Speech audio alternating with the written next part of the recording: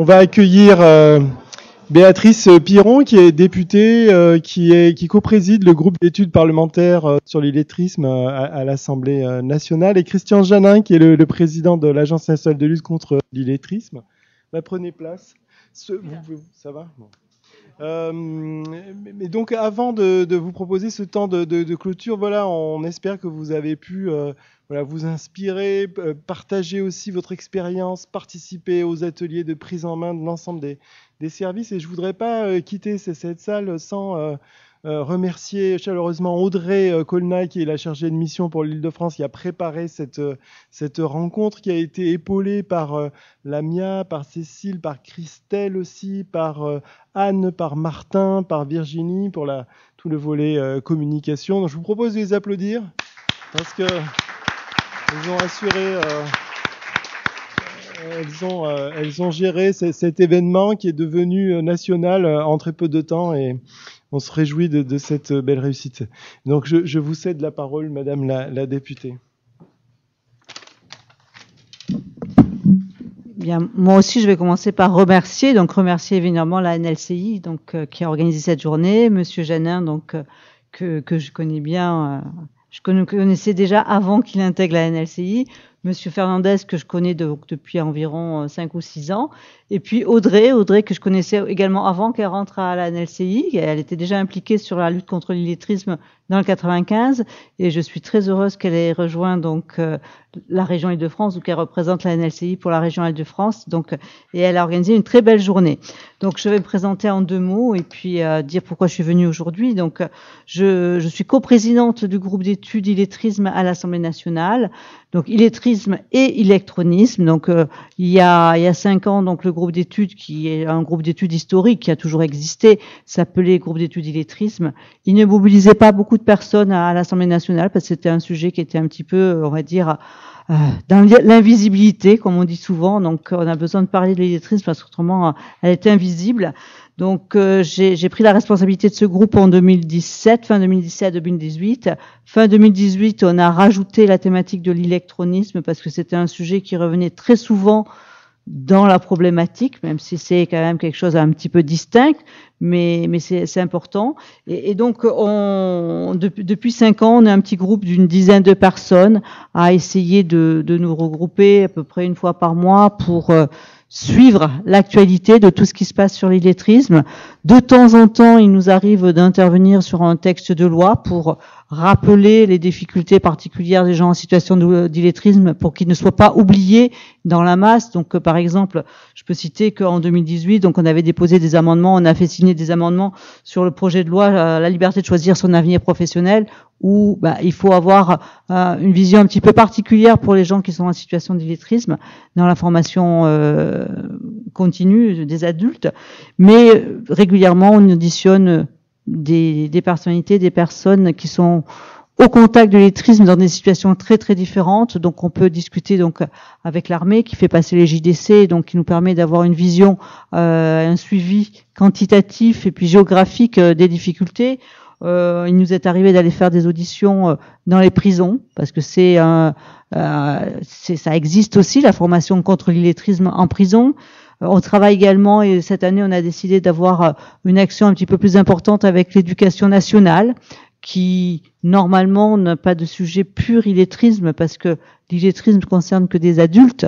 Donc parfois on peut croire qu'ils ne se sentent pas totalement impliqués, mais on essaie de les impliquer encore davantage, et on peut quand même remarquer ou dire comme quoi ils essayent de faire au maximum de la prévention. Donc quand on a rendu l'instruction obligatoire à partir de 3 ans, quand on a dédoublé les classes en CP, C1, quand on a mis des effectifs maximum à 24 élèves dans les niveaux d'apprentissage de la lecture, je pense, j'espère, je croise les doigts, et on commence quand même à le mesurer, ça devrait avoir un impact dans 10 ans quand ils seront adultes.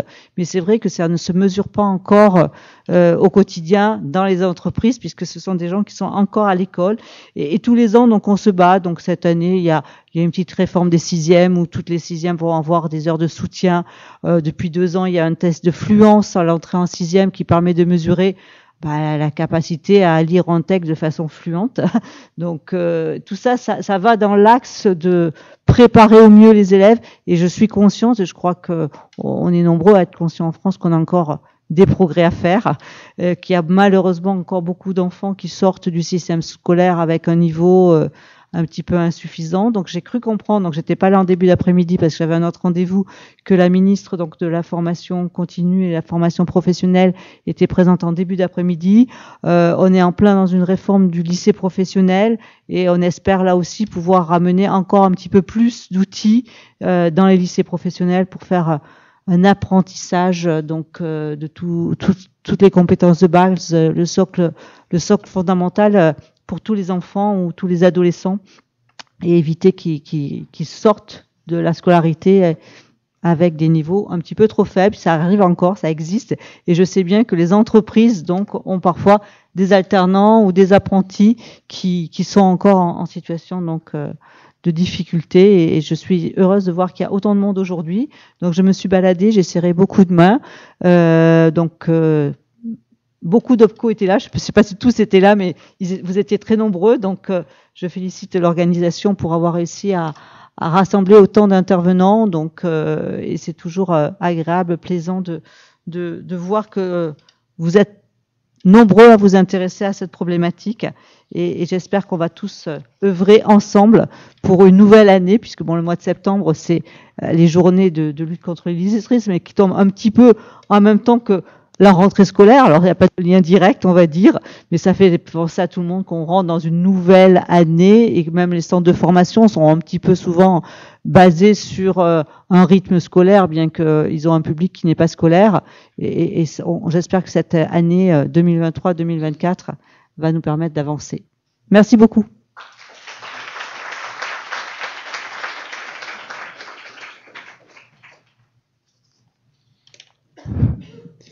Tu m'introduis pas. Je prends la parole.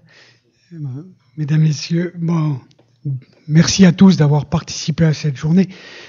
C'est toujours difficile de conclure une journée qui ne peut pas être conclue.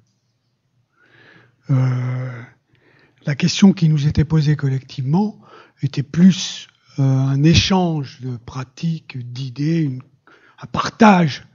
On n'a pas fait le tour de la question. Il y a sûrement d'autres manières de repérer. On vous en a présenté dans la première table ronde. On vous a donné quelques pistes après sur la manière d'accompagner tout cela. Mais en même temps, vraisemblablement, autour de vous, vous avez d'autres expériences qui auraient un intérêt tout aussi important que ceux qui ont été présentés ici pour répondre aux questions qui nous sont posées. Mais peut-être que ce qui est important ici, c'est d'être tous mobilisés sur un objectif.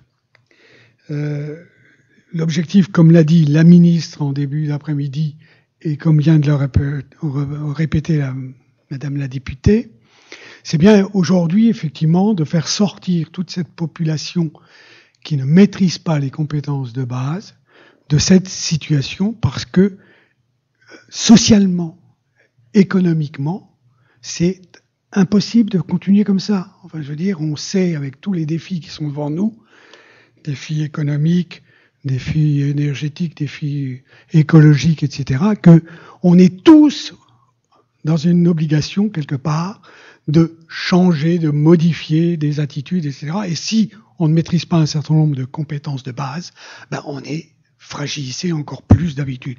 L'électronisme, de ce point de vue-là, est révélateur. Un certain nombre de discours qui se tenaient avec l'apparition du numérique, etc., était de dire on va avoir un outil qui va encore casser le livre, la lecture, etc. Or, tout démontre aujourd'hui, le simple usage d'une borne à la RATP ou à la SNCF ou ailleurs, montre que si vous ne savez pas vous repérer sur un écran, si vous ne savez pas lire, vous ne pouvez pas utiliser l'outil. Donc on est tous devant cet impératif absolu d'amplifier la prise en charge de la lutte contre l'illettrisme et contre l'électronisme. Alors, une des difficultés, effectivement, et c'était bien l'objet de la première table ronde, c'est pour trouver une solution. Alors le public de l'alternance est par définition quelque part potentiellement plus à devoir prendre en charge des publics qui vraisemblablement ont des fragilités avec les compétences de base, mais ça vaut pour tous les autres publics. Ce qu'on s'est dit ce matin, on a une vraie question sur le repérage. On ne peut pas faire une systématisation d'un examen d'entrée dans n'importe quel dispositif de formation. C'est stigmatisant et c'est la plupart du temps inefficace. Donc moi, de ce point de vue-là, moi je suis très heureux de tout ce qui a été dit aujourd'hui sur la nécessité d'essayer de rentrer dans des processus beaucoup plus intégrant la dimension complète de la personne, le parcours d'entrée dans l'emploi de la région, les caps compétences, enfin j'en passe, il y en a d'autres, etc. C'est-à-dire une situation où on ne mesure pas des compétences de manière scolaire, etc. sur tu sais pas, mais sur un bilan de compétences adapté qui permet après de construire des solutions. Alors la difficulté qu'on a après, c'est effectivement toute la problématique, mais ça vous êtes mieux armé que moi pour y répondre, la difficulté d'adapter, d'accompagner, de personnaliser, parce qu'à peu près du temps, on a des groupes et on peut pas. Donc c'est un effort indispensable, et c'est clair que j'ai entendu, j'ai été appelé à différents moments, donc j'ai pas suivi la totalité des échanges, mais les témoignages que j'ai entendus à un deuxième table ronde qui montrent l'enjeu de reprendre confiance en soi, d'ouvrir des espaces qui permettent de se relancer, de se remobiliser, etc. Et de ce point de vue-là, central. Alors l'agence, de ce point de vue-là, aujourd'hui, elle vous donne l'occasion de pouvoir échanger entre vous sur des bonnes pratiques. Elle vous donne aussi des outils qui ont été élaborés, etc., qui sont adaptables à tous les publics, etc. Donc l'équipe dirigée par Hervé est tout à fait à votre disposition pour réfléchir à toute la maîtrise de ces outils et à leur évolution. Mais il y a une nécessité impérative, de mon point de vue, de ce point de vue-là, d'aller sur une systématisation qui n'est pas un modèle unique.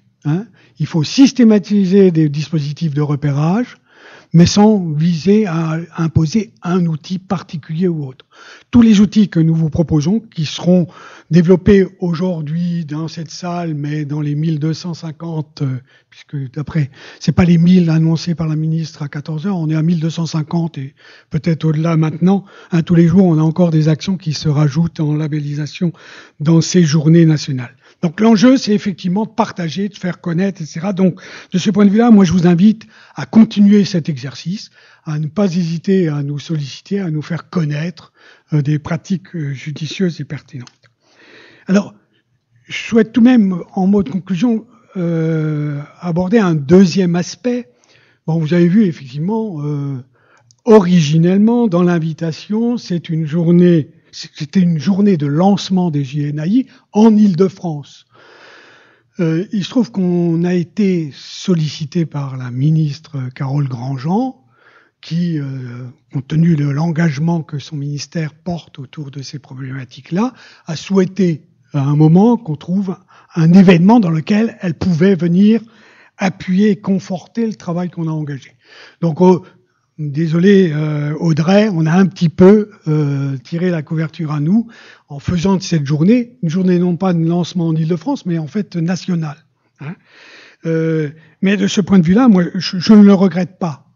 Je ne le regrette pas parce que je suis particulièrement fier des propos que la ministre a tenus et des engagements qu'elle a pris devant nous, parce que quelque part, elle a fait état des premiers éléments qu'elle a versé, elle et puis Madame Pénicaud et Madame, j'ai oublié le nom de la deuxième, et pourtant c'était une Alsacienne.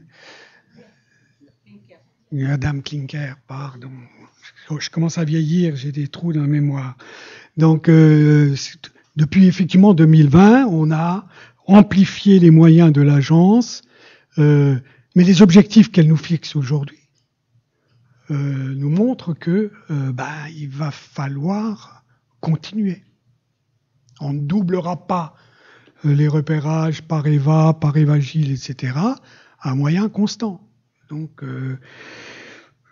je prends l'engagement qu'elle a pris au nom du gouvernement comme étant une porte ouverte à la négociation sur ce point de vue-là. J'insisterai sur un dernier aspect. Il se trouve qu'effectivement, 2023 et début 2024 est une année centrale pour l'agence, puisque nous disposerons début 2024 enfin d'une nouvelle photographie de la situation de l'illettrisme. Vous savez tous, on continue ici encore de répéter qu'il y a 2 500 000 personnes en situation d'illettrisme en France. Je suis désolé, chaque fois que je dis ça, je dis, est-ce que tu ne mens pas, est-ce que tu te racontes pas une histoire? C'est des chiffres de 2011. Ça fait 12 ans. Donc, on ne sait pas aujourd'hui, et donc on le saura à la fin de l'année, au début de l'année prochaine, la réalité des chiffres. Ce qui va nous mettre, enfin en tout cas ce qui va mettre l'agence devant une situation importante. Les chiffres que nous obtiendrons démontreront-ils que tout ce qu'on a engagé a produit des effets, ou à contrario, qu'on a été à côté de la plaque?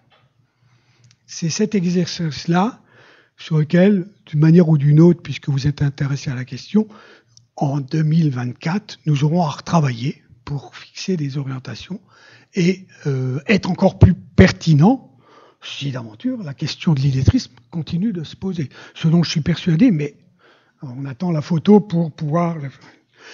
Donc, je vous remercie d'être là. Vous aurez encore l'occasion de nous revoir, de nous solliciter, de nous bousculer.